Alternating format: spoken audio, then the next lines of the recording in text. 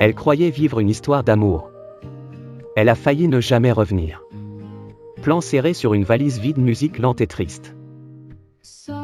Marie-Josée, 82 ans, avait tout quitté pour un homme rencontré sur Facebook. Elle pensait avoir retrouvé l'amour. Mais en réalité, elle était tombée dans un piège. Un piège affectif. Une arnaque sentimentale montée par un brouteur ivoirien.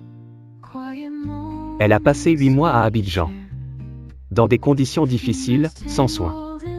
Elle avait donné tout ce qu'elle possédait, ses économies, sa voiture, même sa maison. Son entourage la suppliait de revenir.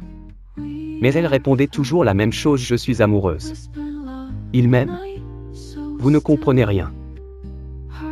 Pourtant, petit à petit, quelque chose a changé. Les messages de son amant étaient de plus en plus froids. Il ne venait plus la voir. Il parlait d'argent. Toujours d'argent. Et un jour, il a disparu. Plus aucun message. Plus aucun appel.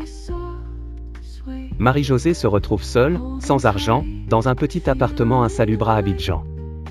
C'est l'ambassade de France qui finit par intervenir, après des mois de demande de son fils.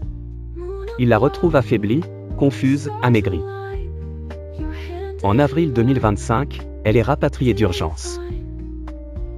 Le jour où elle atterrit en France, son fils est là. Il la prend dans ses bras. Elle ne dit presque rien. Mais dans ses yeux, on lit tout.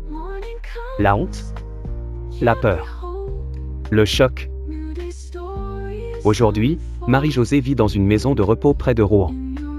Elle suit un traitement médical et une thérapie psychologique.